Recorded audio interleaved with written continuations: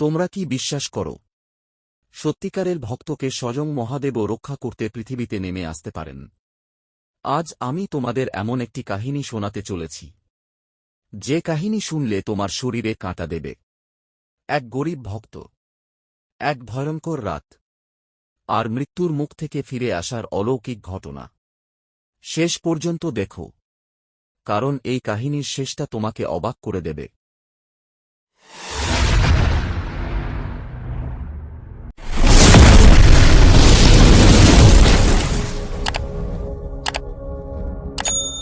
অনেক বছর আগে এক ছোট্ট গ্রামে থাকত রঘু নামে এক গরিব কৃষক। তার নিজের বলতে কিছুই ছিল না। ভাঙা কুঁড়ে ঘর, পুরনো কাপড়, আর সারাদিনের কঠোর পরিশ্রম। কিন্তু এত কষ্টের মধ্যেও রঘুর মুখে সবসময় একটাই নাম শোনা যেত, ওম নমঃ শিবায়। প্রতিদিন সূর্য ওঠার আগেই রঘু নদী থেকে জল নিয়ে গ্রামের পুরনো শিব মন্দিরে যেত। সেখানে দাঁড়িয়ে সে মহাদেবকে বলত, প্রভু, আমার কাছে আপনাকে দেওয়ার মতো কিছু নেই, শুধু এই ভক্তিটুকু আছে। গ্রামের মানুষ রঘুকে নিয়ে হাসাহাসি করত। কেউ বলত, শিবের নাম জপ করে কি পেট ভরে? আবার কেউ বলত, এত ভক্তি করে কি লাভ? মহাদেব কি কখনো সামনে এসে সাহায্য করবেন? কিন্তু রঘু কখনো রাগ করত না। সে শুধু হেসে বলত, মহাদেব সব দেখছেন। একদিন সন্ধ্যায় রঘু পাশের গ্রামে কাজ করতে গিয়েছিল। কাজ শেষ হতে অনেক রাত হয়ে যায়। আকাশে কালো মেঘ জমতে শুরু করল। চারদিকে কুয়াশা, ভয়ঙ্কর নিস্তব্ধতা। লোকেরা রঘুকে বলল, আজ রাতে জঙ্গলের রাস্তা দিয়ে যেও না, ওখানে অশুভ কিছু দেখা যায়। কিন্তু রঘুর বাড়ি ফেরার খুব দরকার ছিল, তাই সে একাই অন্ধকার জঙ্গলের পথে হাঁটতে শুরু করল।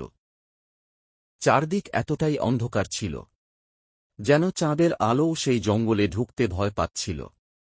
হঠাৎ ঝোপের ভিতর থেকে অদ্ভুত শব্দ আসতে শুরু করল। সস। রঘুর বুক ধড়ফড় করতে লাগল। সে দ্রুত হাঁটতে শুরু করল। ঠিক তখনই তার সামনে উঠে দাঁড়াল বিশাল এক কালো সাপ। ফনা তুলে সাপটি রঘুর দিকে তাকিয়েছিল। তার চোখ দুটো যেন আগুনের মতো জ্বলছিল। রঘুর শরীর কাঁপতে লাগল। সে বুঝতে পারল, আজ হয়তো সে আর বাঁচবে না। তার চারদিকে কোনো মানুষ নেই, কোনো সাহায্য নেই। সাপটি ধীরে ধীরে তার দিকে এগিয়ে আসতে লাগল। রঘু ভয়ে চোখ বন্ধ করে কাঁদতে কাঁদতে বলতে লাগল, ওম নমঃ শিবায়। মহাদেব, আমাকে রক্ষা করুন। হঠাৎ আকাশে ভয়ঙ্কর বজ্রপাত হল। চারদিকে ঝড় শুরু হয়ে গেল। গাছগুলো জোরে জোরে দুলতে লাগল। আর তারপর রঘু অনুভব করল কেউ যেন তার সামনে দাঁড়িয়ে আছে। সে ধীরে ধীরে চোখ খুলল। আর যা দেখল, তা দেখে সে স্তব্ধ হয়ে গেল। এক জটাধারী সাধু, কপালে চন্দ্র, গলায় সাপ, হাতে ত্রিশূল, চোখে ভয়ঙ্কর জ্যোতি।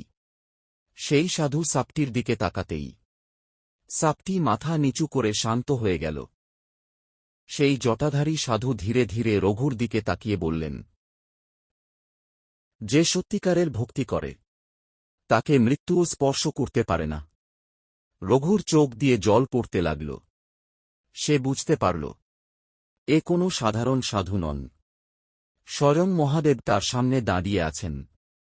রঘু কাঁদতে কাঁদতে মহাদেবের পায়ে পড়ে গেল।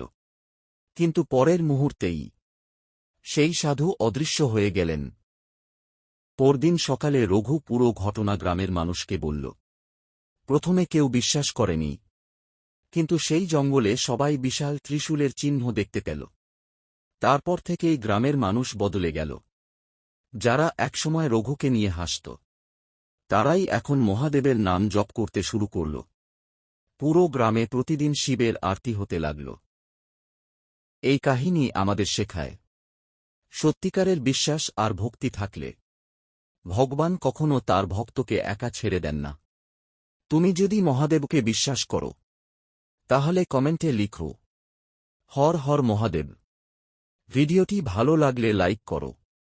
আর এমন রহস্যময় কাহিনী শুনতে চ্যানেলটি সাবস্ক্রাইব করতে ভুলো না।